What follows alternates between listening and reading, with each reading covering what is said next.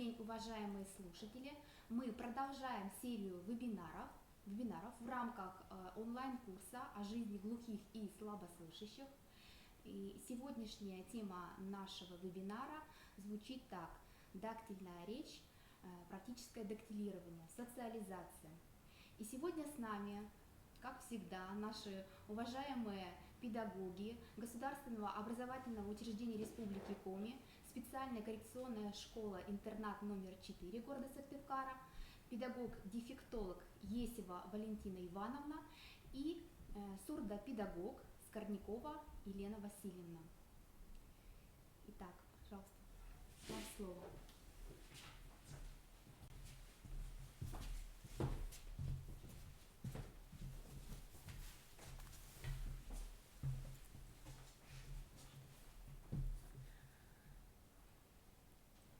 Добрый день, уважаемые зрители!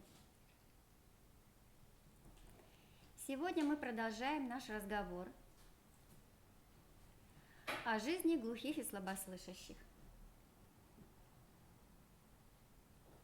Тема сегодняшнего нашего разговора – коммуникация людей с нарушением слуха, особенности и проблемы. В современных условиях резко возросло внимание к такому социальному феномену, как коммуникация глухих и слабослышащих, взрослых людей в нашем обществе. На первый план выходят коммуникативные знания и умения.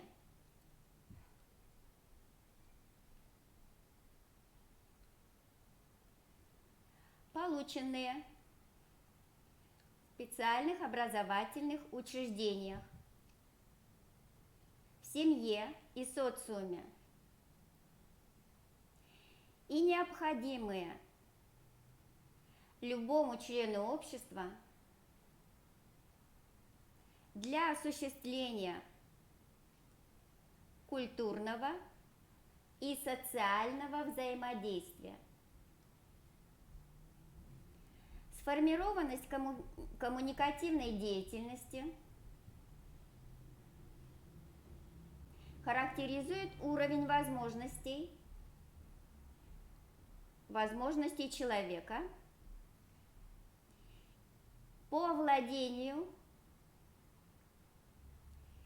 достижениями социума. Современный педагог должен владеть методиками работы, имеющими нарушение слуха.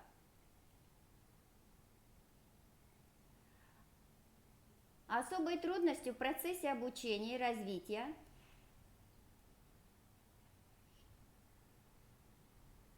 является формирование коммуникативных навыков у глухих и слабослышащих детей.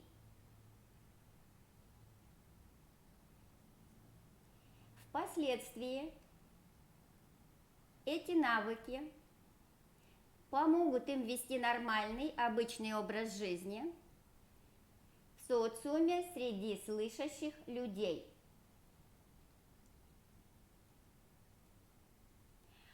Во всем мире существует проблема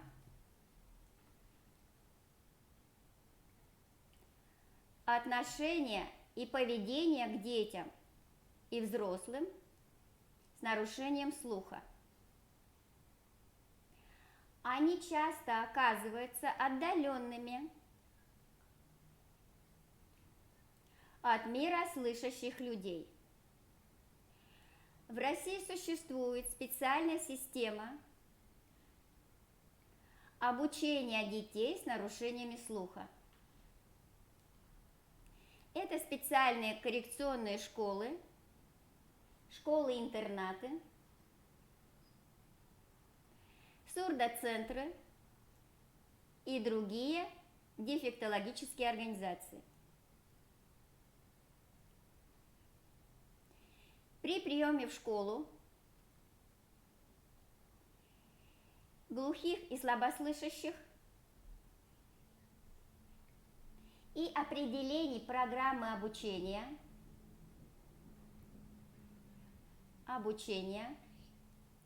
учитывается как состояние слуха, так и уровень развития речи. Глухие и слабослышащие не могут успешно обучаться, работать и существовать в обычных условиях среди слышащих людей.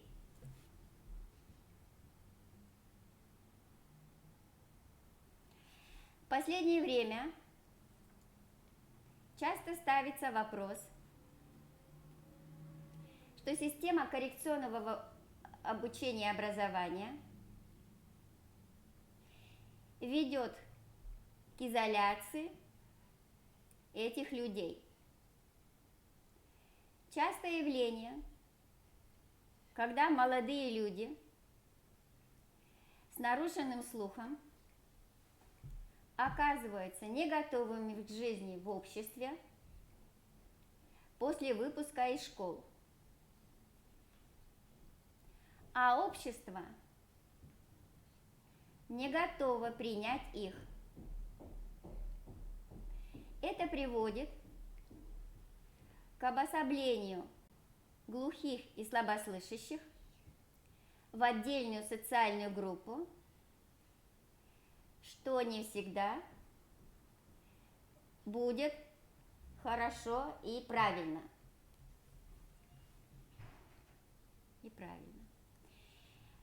Важную роль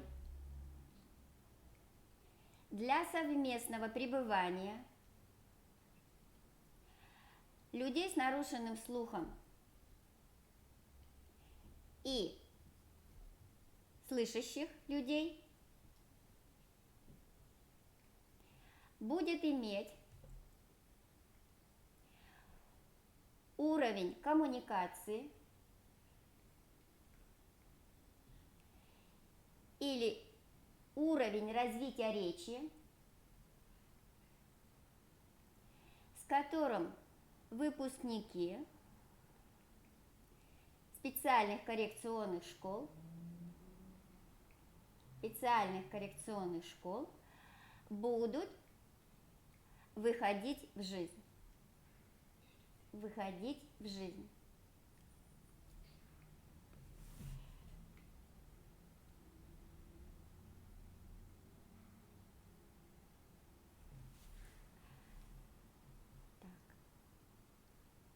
Умение общаться среди выпускников школ с нарушениями слуха является большой проблемой. Кроме устной речи, практически все они используют жестовую и дактильную речь при общении между собой.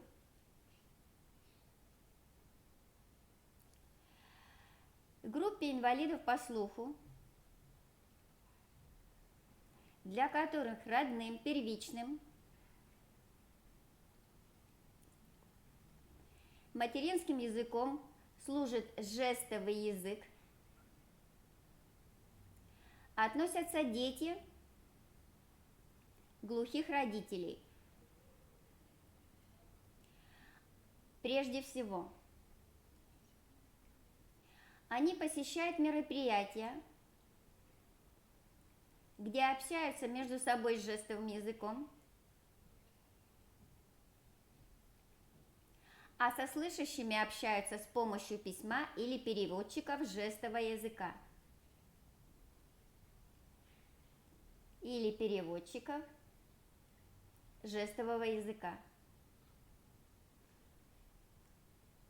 Реже пользуются реже пользуются устным методом или письменной речью. Есть люди с нарушениями слуха, для которых первична русская словесная речь.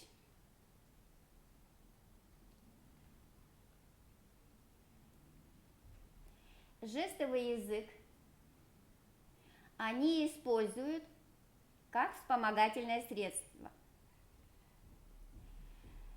К этой группе относятся выпускники массовых школ, школ для слабослышащих детей и глухие дети слышащих родителей.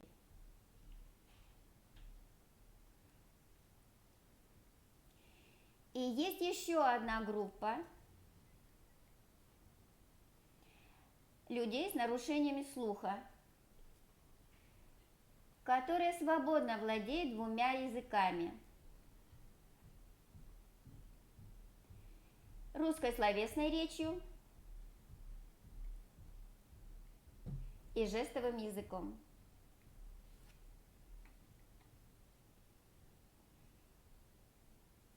Следовательно, надо сказать, что русский жестовый язык на сегодня основное средство межличностной коммуникации большинства глухих и слабослышащих россиян. Эта особенность играет важную роль в их жизни,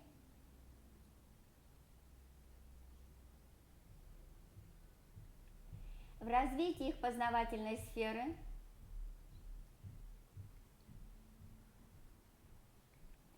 в получении информации, формировании личности и интеграции в общество. Личности и интеграции в общество. Интеграции в общество.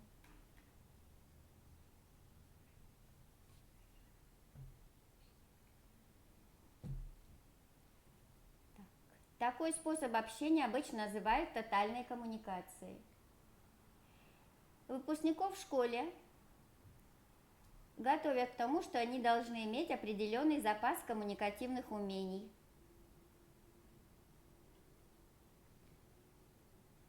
среди которых умение обладать положительной жизненной установкой, активной гражданской позиции.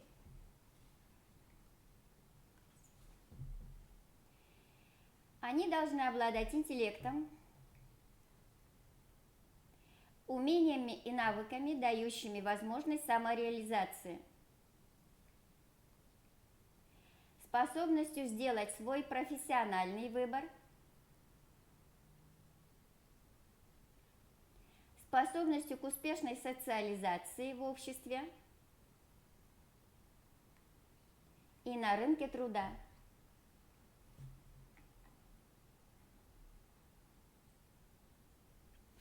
Владеть умениями и навыками поддержки собственного здоровья.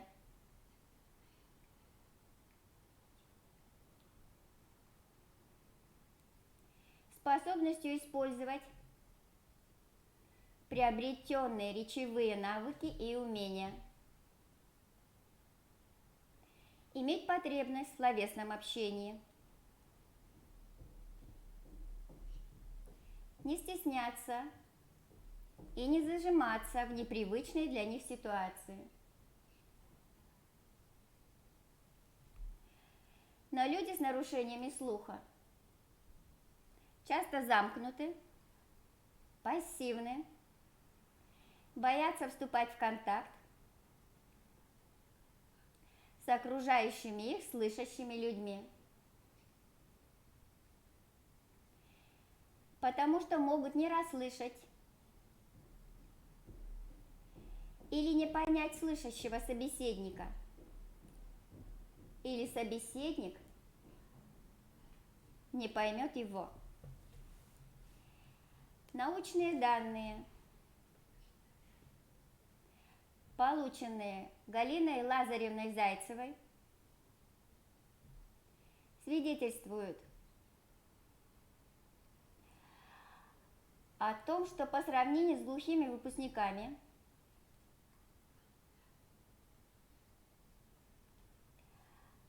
обучавшимися по традиционной системе на основе словесной речи, глухие выпускники школы, обучающиеся на основе билингвистической системы, имеют более широкий общий кругозор, более глубокие знания по русскому языку и математике, они лучше социально адаптированы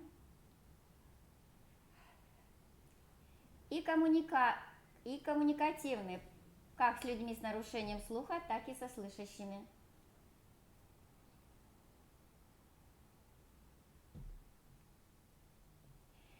Билингвистическая система – это одна из систем обучения детей с нарушением слуха.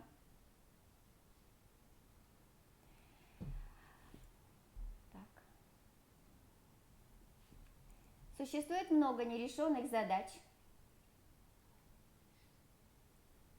в этой новой педагогической системе обучения.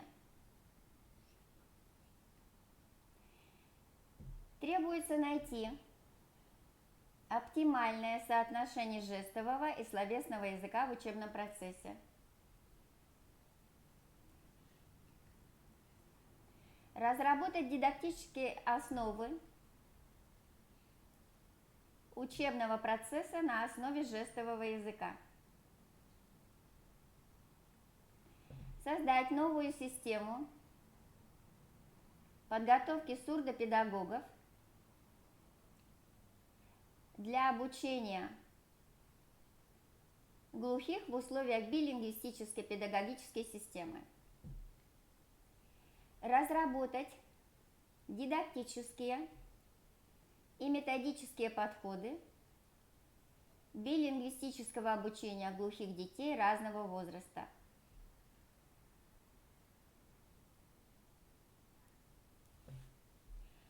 Поиск новых путей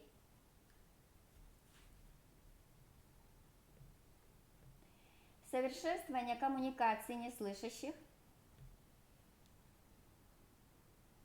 является весьма актуальным, так как выпускники школ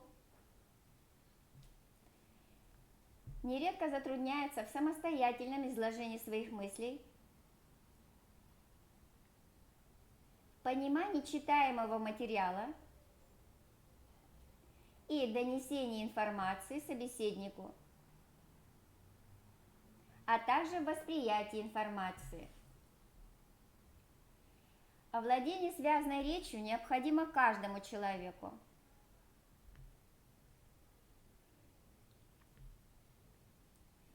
Ребенок с недостатками слуха в силу ограниченного словесного общения особенно нуждается в понимании письменных текстов и в письменном продуцировании собственных высказываний.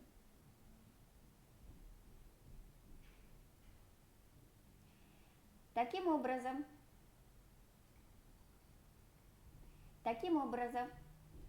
проанализировав литературу по особенностям коммуникации глухих и слабослышащих с окружающими людьми, мы можем сделать предположительные выводы о том, что людям с нарушением слуха легче воспринимать речь окружающих, если они хорошо видят лицо говорящего.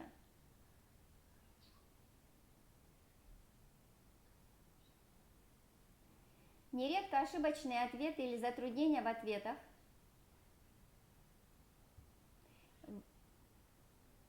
вызваны незнанием лексических значений отдельных слов, незнакомой формулировкой высказывания, непривычной артикуляцией собеседника. При ответе на вопрос «все ли понятно?», человек с нарушением слуха чаще ответит утвердительно, даже если он его не понял.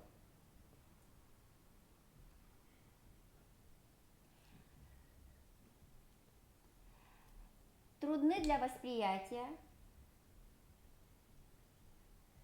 людям с нарушением слуха продолжительные монологи, диалоги и полилоги, то есть разговор двух людей или нескольких собеседников. Несмотря на значительный возраст и сформировавшуюся личность,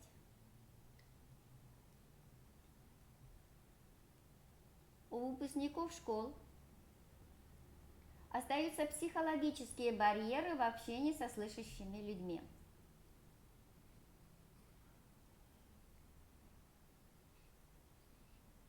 Голос человека с нарушением слуха глухой, интонация мало развита и невыразительна. Также многие слышащие могут говорить без выраженной мимики лица и с плохой артикуляцией. Коммуникативную недостаточность своей речи они дополняют жестикуляцией.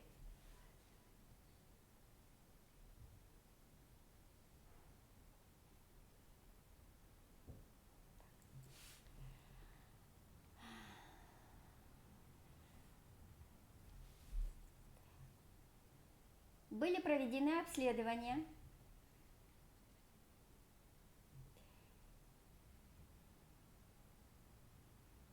и анкетирование,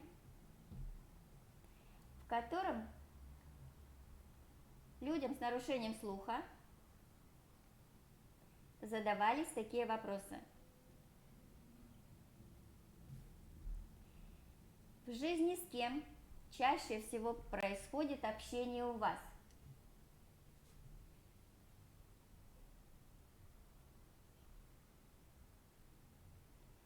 %100 собеседников ответили,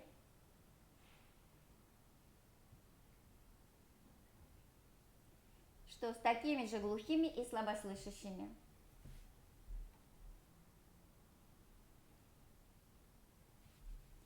Как происходит общение с глухими и слабослышащими?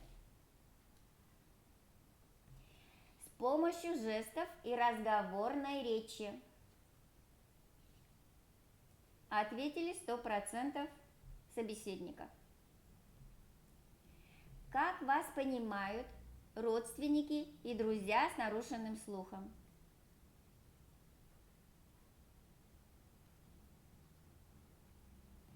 В 100% случаев родственники и друзья понимают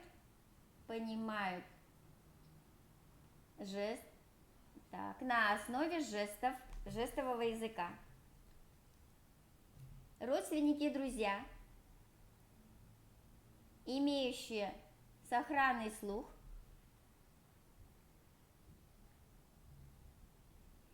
с помощью жестов 50% и с помощью разговорной речи тоже 50%. Как я понимаю глухих, слабослышащих, слышащих людей? Глухих и слабослышащих понимаю с помощью жестов 100%. слышащих понимаю, считывая с губ. Тоже 100%.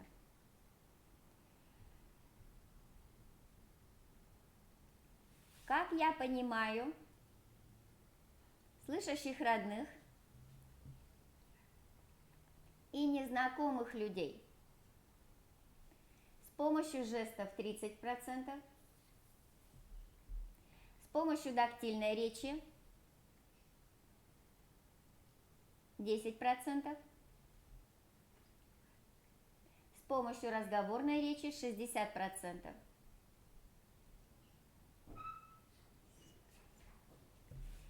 Как я объясняю слышащим знакомым как я объясняюсь со слышащими знакомыми и незнакомыми? С помощью жестов 30%, с помощью дактильной речи 10%, с помощью разговорной речи 60%. Таким образом, исходя из ответов, полученных в ходе исследования,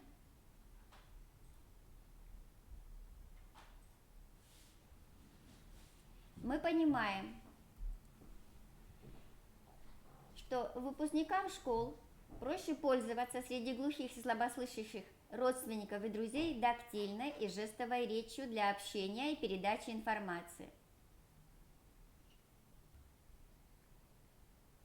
Но необходимость получить образование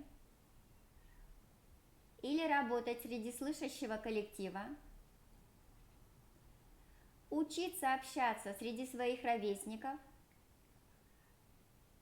накладывает на них определенную ответственность, и им необходимо пользоваться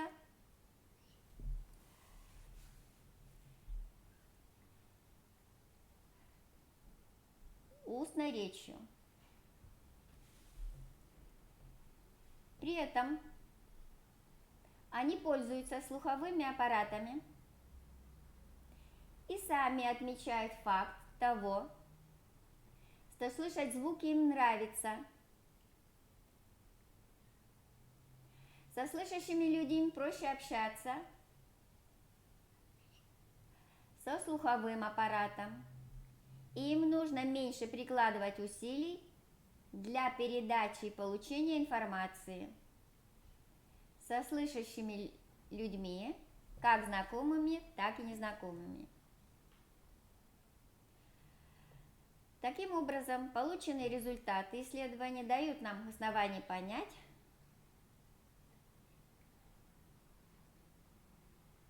что современные технические средства коммуникации находятся на хорошем уровне,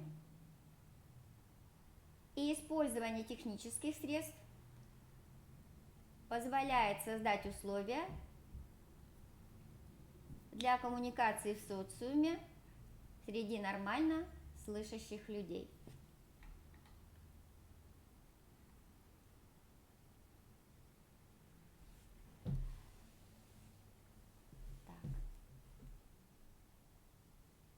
Также было проведено анкетирование среди глухих и слабослышащих. И в анкете были следующие вопросы. Какие проблемы вы встречаете в коммуникации повседневной жизни? Одни из нескольких. Низкая оплата труда,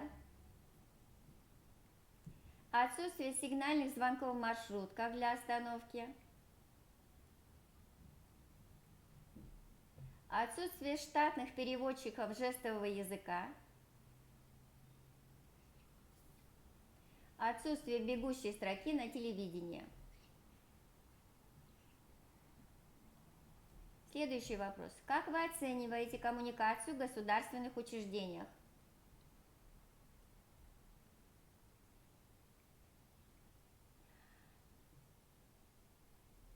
Проблемой государственных учреждений Люди с нарушением слуха отмечают отсутствие электронных переводчиков и табличек.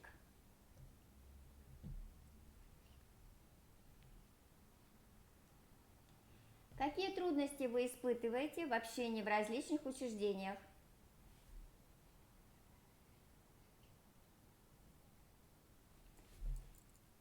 Прежде всего, это персонал,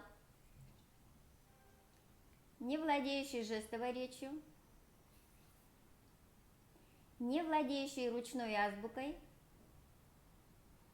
и не понимающий психологию глухого человека.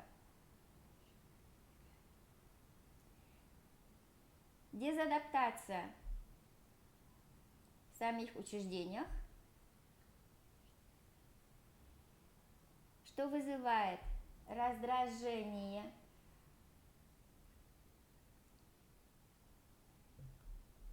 и, может быть, даже агрессию иногда, да? В каких обществах, организациях и секциях, кружках вы состоите?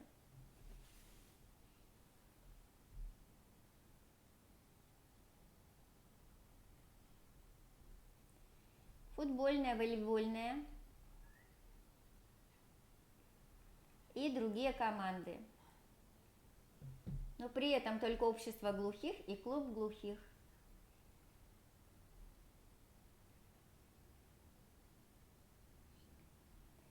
Как вы считаете, какие проблемы существуют в социуме для адаптации и коммуникации людей с нарушением слуха?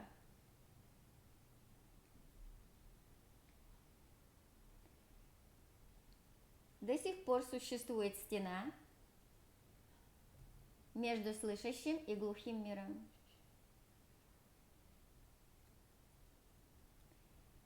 Так. Есть факты неравенства и дискриминации.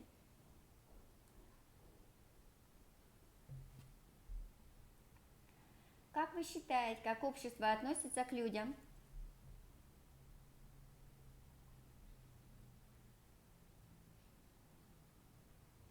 с нарушением слуха? В большинстве случаев, говорят глухие и слабослышащие, негативно. Нет взаимопонимания. Общество плохо информировано о мире глухих.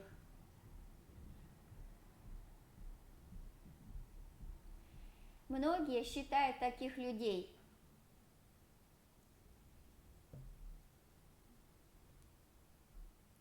с патологией, не стремятся к пониманию и социализации. Как вы относитесь к слышащим людям? В целом неплохо. Если они не относятся к нам с раздражением из-за незнания и непонимания другого мира, и если они сами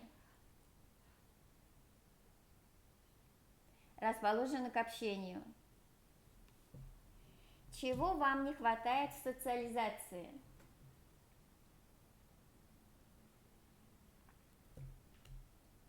Переводчиков жестового языка, модернизации в различных учреждениях и осведомленности персонала о поведении в отношении к людям с нарушением слуха.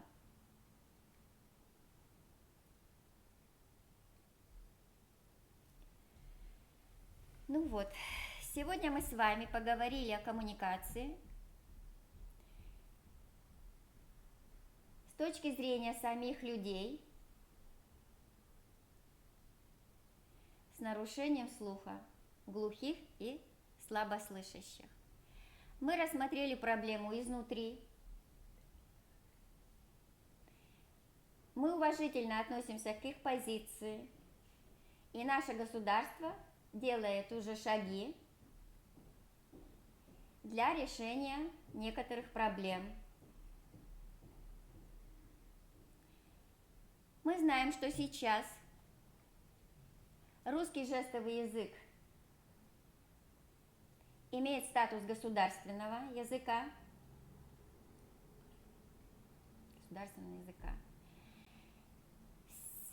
Все социальные учреждения комплектуются экранами с бегущей строкой, да, и другими техническими средствами, чтобы облегчить доступ к информации для людей с нарушениями слуха. Общество наше стало более открытым,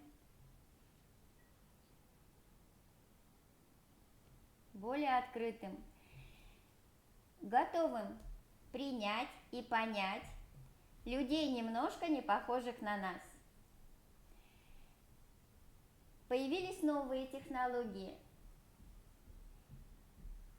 Сейчас в школы приходят дети кохлеарно имплантированные.